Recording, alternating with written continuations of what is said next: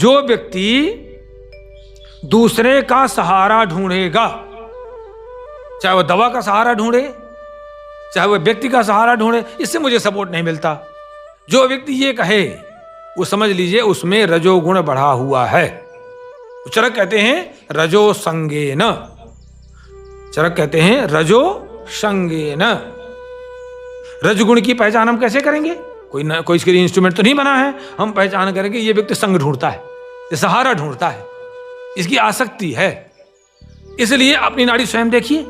अगर मुझे में संग दोष है, मुझे दूसरे का साथ, मैं लौकिक जगत की बात कर रहा हूं, अगर आध्यात्मिक जगत है, अगर आप गुरु भगवान का, गुरु का, जो आपको आध्यात्मिक उपदेश करे उसका सहारा ढूंढते, वो सहारा के अंदर, वो सतोगुण के अंतर्गत आएगा।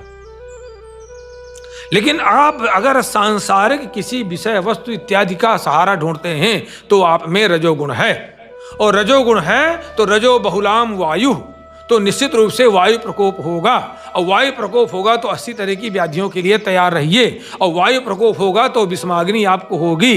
तो जैसे विषमाग्नि होगी तो आपका कभी भोजन पचे, कभी नहीं पचे, कभी नींद आएगी, कभी नहीं नींद आएगी, कभी गुस्सा आए, कभी नहीं आएगा, कभी आप बहुत अच्छा फील करें, कभी नहीं, माने स्थिर चित्त रहेंगे। और जैसे ही विषमाग्नि होगी तो आपको विष्टब्धा जीर्ण होगा, माने कॉन्स्टिपेशन होगा। फिर आपकी धातुएं सब अस्थिर हो जाएंगी, समझ तो नहीं रहेगा, फिर आपको तमाम तरह की व्याधियां पैदा हो जाएंगी। अब इससे मुक्ति कैसे पाएंगे? अगर आप विचार करिए, अगर आप रजोगुणी व्यक्ति को ढूंढेंगे तो आपका समाधान नहीं कर पाएगा वो।